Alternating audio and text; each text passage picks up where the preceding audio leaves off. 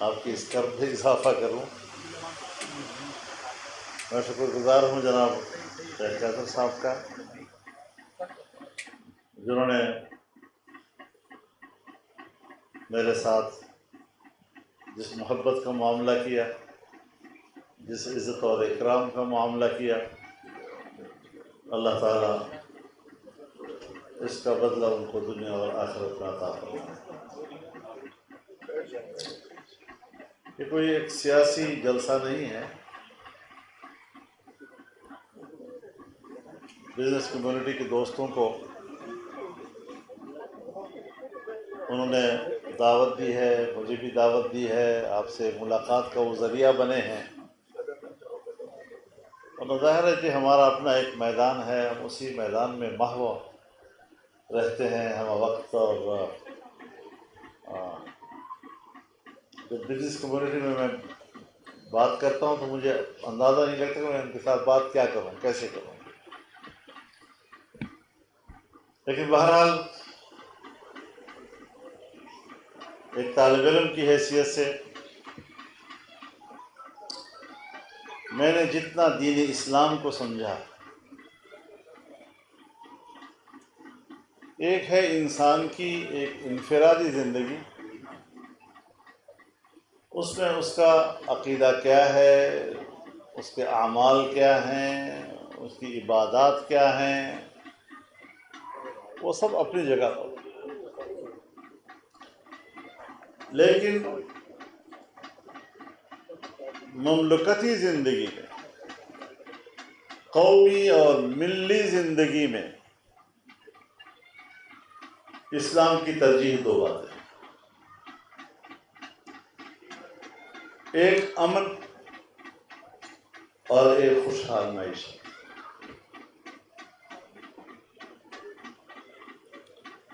امن سے مراد انسانی حقوق کا تحفظ ہے،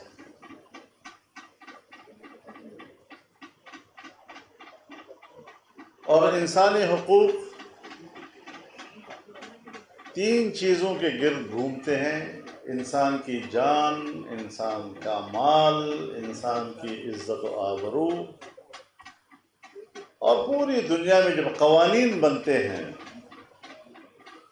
تو ان تین پہلوؤں کو سامنے رکھتے ہوئے انسان کے حقوق کے تحفظ کے لیے قانون سازیاں ہوتی ہیں۔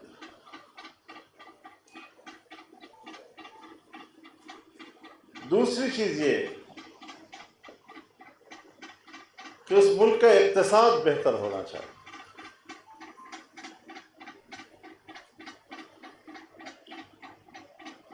اب ملکی اقتصاد کے حوالے سے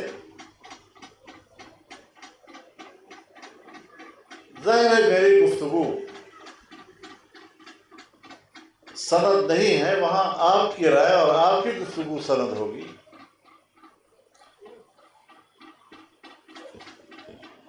کسی زمانے میں ہم بجٹ پاس کرتے تھے تو فری ٹیکس بجٹ بڑا قابل تحسین ہوتا تھا، اور آج وہ دن بھی دیکھا کہ جب ٹیکس پہ ٹیکس لگا کر اس بجٹ کو بھی قابل تحسین بنوایا جا رہا ہے۔ اب یہ فرق آپ نے طے کرنا ہے کہ جب ٹیکس فری بجٹ آتا تھا تو وہ قابل تحسین کیوں ہوا کرتا تھا، اور آج ہر شعبے میں ہر سطح پر ٹیکسز کا بھرمار وہ کیوں قابل تحسین ہے؟ وہ دعویٰ صحیح تھا یا یہ دعویٰ صحیح ہے؟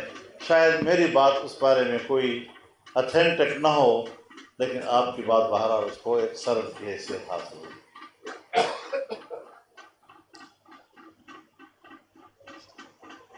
مہنگائی کی شرح 20 سال پہلے کیا تھی اور آج کیا ہے؟ افراط زر کی شرح 30 سال پہلے کیا تھی اور آج کیا ہے؟ جی ڈی پی گروتھ 30 سال پہلے کیا تھا، آج کیا ہے؟ ہم نے خطے کو بھی سامنے رکھ کے دیکھنا ہے. چائنا کی جی ڈی پی کو بھی دیکھنا ہے,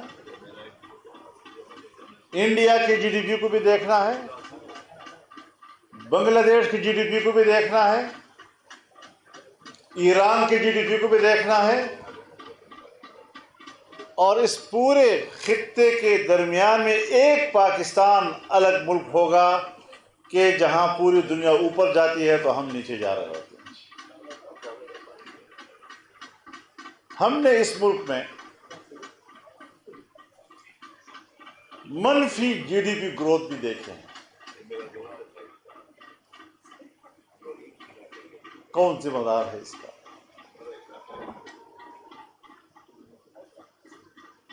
کیا ہم نے ایک لمحے کے لیے سوچا کہ اگر میں نے حکومت کرنی ہے تو میں نے عام غریب آدمی کی حالت کو دیکھ کر اپنی پالیسیاں بنانی ہیں, اپنی ذات اور اپنے مفاد کی نفی کرنی ہوگی, اور جب تک حکمران طبقہ اپنی ذات اور اپنے مفاد کی نفی نہیں کرے گا, ملک کی معیشت کے ثمرات عام آدمی تک نہیں پہنچ سکتے. اگر ہم عام آدمی کو خوشحال نہیں کر سکتے تو ایک بزنس کمیونٹی ضرور وجود میں آ جائے گی, وہ کارخانے دار بھی ہوں گی, وہ بہت بڑا. اب بزنس کمیونٹی اس کی اپنی ایک اہمیت ہے, یعنی وہ ایک ملک کی معیشت کے لیے ریڑھ کی حیثیت رکھتی ہے, لیکن اس بزنس کمیونٹی کی ذمہ داری ہے کہ جتنا وہ کما رہے ہیں عام آدمی تک اس کی کمائی کے ثمرات کیا پہنچتے ہیں.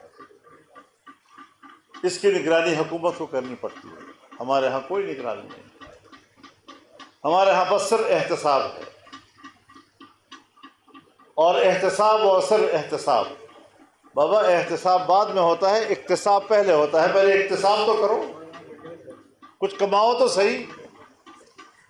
اور جب ہمارے ملک کے لوگ کمانے پہ آ جاتے ہیں تو ہم احتساب کے ادارے قائم کرتے ہیں, اور جو کوئی تھوڑا سا ہمیں کمانے والا نظر آتا ہے جا کر اس پہ جھپٹتے ہیں وہ ادارہ, اس کے فائلیں بناتے ہیں, ان کے کیس بناتے ہیں, ان کو بلیک میل کرتے ہیں, ان کو اپنے دفتروں میں پیش کرتے ہیں. اور نیب کا قانون آنے کے بعد آپ اس کا مطالعہ کریں, جو اوریجنل اس کا قانون کا متن ہے اس کو پڑھنے کے بعد پاکستان کا ہر شہری پیدائشی مجرم ہے. جب چاہے جس وقت چاہے ادارہ اس کو گرفتار کر لے, اور بعد میں پھر اس سے صفائی دینی ہے کہ میں گناہگار ہوں یا نہیں. نتیجہ کیا نکلے گا؟ نتیجہ کیا نکلے گا کہ آخر ہماری بزنس کمیونٹی اپنا پیسہ باہر لے جائے گی. جب اپنے ملک میں وہ اپنے آپ کو کاروبار میں محفوظ تصور نہیں کرے گا, اس پر اپنے بچوں کا بھی بوجھ ہوگا, ملازمین کا بھی بوجھ ہوگا, تو پیسہ باہر منتقل ہوگا. اور میں ایک سیاسی کارکن کی حیثیت سے دعویٰ کر سکتا ہوں, چاہے آپ مجھے ان پڑھ سمجھیں, اس کو کیا پتہ مولوی صاحب کو, لیکن میں یہ سوچتا ہوں کہ مغربی دنیا, اس کا نیٹ ورک, پاکستان کی اور ترقی پذیر ممالک کی معیشت پر ان کی نظر, ترقی پذیر دنیا کی معیشت پر ان کی گرفت, وہ صرف اس لیے ہے کہ ملک کے اندر کی کمیونٹی کو اتنا دباؤ میں رکھا جائے کہ پھر یہ اپنا پیسہ ملک میں سرمایہ کاری کرنے کے بجائے ان کے ملکوں میں لے جا کر وہاں سرمایہ کاری کرے. پیسہ میرا, بزنس مین میرا, کمائی میری, اور میرا پیسہ ان ملکوں میں جا کر وہاں پر گردش کرتا ہے, وہاں سرمایہ کاری کر رہا ہے, وہ اس کا فائدہ اٹھا رہے ہیں, اور میرا ملک جو ہے وہ غربت کے نچلی تہ میں جا رہا ہے. تو ہم سمجھیں کہ ہم آزاد نہیں ہیں, معاشی طور پر ہمیں غلام بنایا جا رہا ہے. اور نوآبادیاتی نظام کہتے تو ہیں کہ ختم ہو گیا, جنگ عظیم دوم کے بعد نوآبادیاتی نظام کا رواج نہیں رہا. کہتے ہیں کہ یہاں انگریز کا نوآبادیاتی نظام تھا، کہیں فرانس کا نوآبادیاتی نظام تھا، کہیں ڈچ قوم کا نوآبادیاتی نظام تھا، پوری دنیا غلام تھی. اب وہ سمٹ گئے ہیں، رواج ختم ہو گیا ہے، لیکن اس کی جگہ لے لی ہے بین الاقوامی اداروں نے اور بین الاقوامی معاہدات نے. سو 3 شعبے ہیں جو ان کے قبضے میں ہیں. ہماری معیشت، اقتصاد، اس پر بین الاقوامی اداروں کا کنٹرول. ورلڈ بینک ہے، ایشین بینک ہے، قرضہ دینے والے بین الاقوامی گروپس ہیں، پیرس گروپ ہے، لندن گروپ ہے، IMF ہے، FATF ہے، اور ان بین الاقوامی اداروں نے ہمیں کنٹرول کرنا ہے. اور میں نے خود پارلیمنٹ کے اندر وہ دن دیکھے ہیں جب قانون سازی، قانون کے ڈرافٹ کے پیچھے لکھا ہوتا تھا کہ یہ قانون سازی ہم FATF کے کہنے پہ کر رہے ہیں. اس قانون سازی کی وجہ کیا ہے؟ اس لیے کہ IMF ہم سے تقاضا کر رہا ہے. تو ہمارا اقتصاد بھی ان کے قبضے میں، انہوں نے فیصلہ کرنا ہوتا ہے. دوسرا شعبہ ہمارا سیاسی، آئینی اور قانونی. اس کے لیے اقوام متحدہ ہے، تو اس کے لیے سلامتی کونسل ہے، تو اس کے لیے جنیوا انسانی حقوق کنونشن ہے، تو اس کے لیے پرانا کون سا کوئی اس قسم کے ادارے بن کے انسانی حقوق کے نام پر ایسے ایسے قوانین بین الاقوامی ادارے نافذ کرتے ہیں کہ میرے ملک کے اندر کا اپنا قانون اور میرے ملک کے اندر کا اپنا آئین یہاں غیر مؤثر، اور ان کے قانون کے مطابق ہمیں زندگی گزارنی ہوتی ہے، ورنہ ہم پر امداد بند کر دیا جاتا ہے. تو سیاسی لحاظ سے بھی ہم ان کے گرفت میں رہتے ہیں اور بین الاقوامی ادارے ہمیں کنٹرول کر رہے ہوتے ہیں. دفاعی لحاظ سے بین الاقوامی معاہدات ہیں، کبھی CTBT ہے، کبھی NPT ہے، کبھی کیا ہے اور کبھی کیا ہے، اور خود آج تک ان پر دستخط نہیں کر رہے، لیکن ہمیں مجبور کر رہے ہیں کہ آپ اس پہ دستخط کریں. فوج میری، اسلحہ میرا، میزائل میرے، ایٹم بم میرا، لیکن اس کے اختیار کا ان کے پاس ہوگا، ہمارے پاس کوئی اختیار نہیں. ہم نے ان کے اختیار کے تحت چلنا ہوگا. تو دفاعی لحاظ سے ہو، سیاسی لحاظ سے ہو، اقتصادی لحاظ سے ہو، آج بھی بین الاقوامی اداروں اور بین الاقوامی معاہدات کی روح سے ہم ان کی نوآبادیات ہیں. آج بھی ہم ان کی نوآبادیات سے باہر نہیں نکل سکے. تو اس پہلو کو بھی ہم نے مد نظر رکھنا ہے کہ کیا آزادی کی جنگ مکمل ہو چکی ہے اور واقعتاً ہم آزاد ہیں، یا ہم نے ابھی بھی آزادی کی جدوجہد کو برقرار رکھنا ہے. اس کے لیے انقلابی سوچ کے لوگ ہونے چاہیے، قوم پرست لوگ ہونے چاہیے، وطن پرست لوگ ہونے چاہیے، پاکستان پرست لوگ ہونے چاہیے.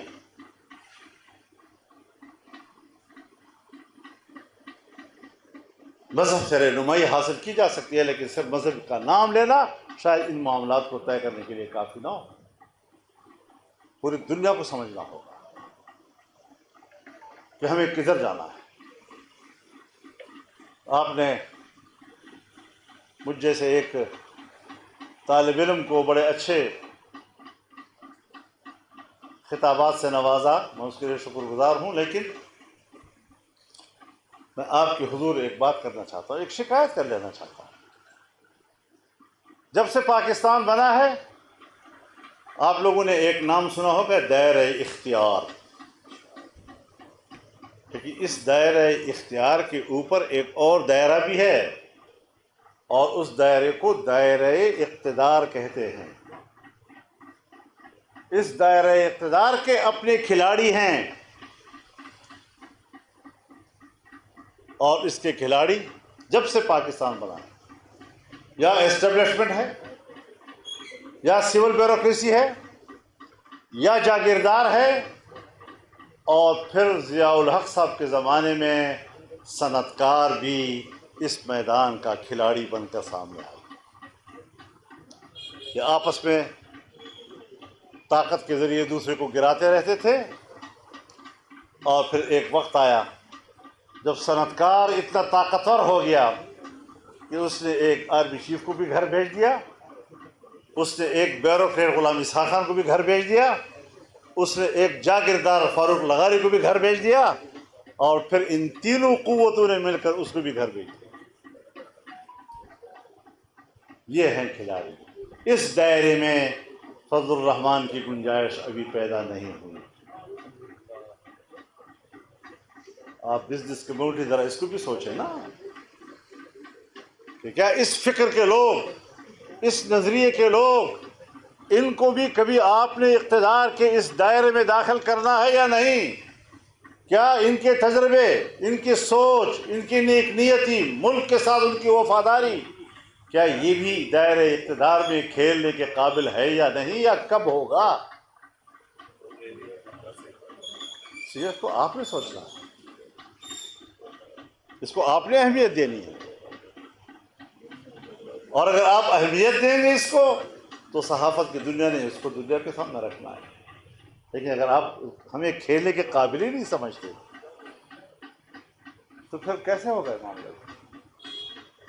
ملک کے نظام کو بہتر کرنا ہے تو کچھ اقتدار پسندوں کو نہیں، کچھ اصول پسندوں کو اور نظریہ پسندوں کو اس کھیل میں لانا پڑے گا۔ نظریاتی لوگ گھر بیٹھے ہیں،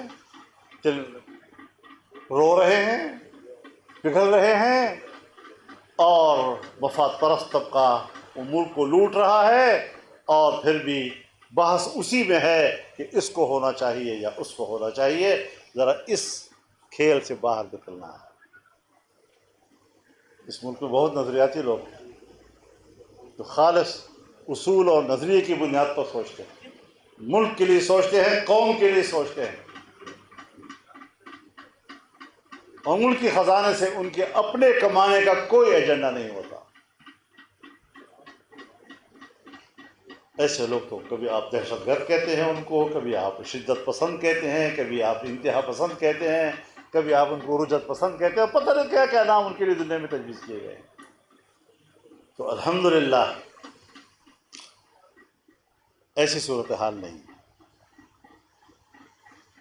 ان ساری چیزوں پر آپ لوگوں کو غور کرنا ہوگا، اور اس مجلس سے میں یہ فائدہ اٹھانا چاہتا ہوں کہ آپ کے سامنے میں نے ایک سوال رکھ دیا ہے، ایک دائرہ اختیار کے آگے دائرہ اقتدار کا نام آپ کو متعارف کرا دیا ہے، اس کے کھلاڑی آپ کو متعارف کرا دیے ہیں، اور ان کے معیارات آپ کو بتا دیے ہیں۔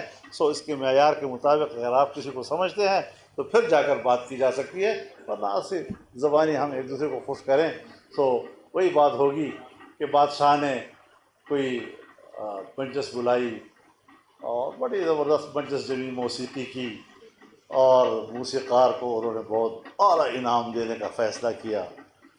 ہفتہ گزر گیا، مہینہ گزر گیا، انعام نہیں مل رہا۔ آخر وہ آیا اور اس نے کہا کہ جی میرا انعام کدھر ہے؟ اس نے کہا کون سا انعام؟ انہوں نے کہا یہ جو آپ نے میرے لیے اعلان کیا تھا۔ اس نے کہا کہ بھائی آپ نے میرے کان خوش کیے تھے تو میں نے آپ کے کان خوش کر دیے تھے، بس اس کے بعد آپ بھی فارغ، ہم بھی فارغ۔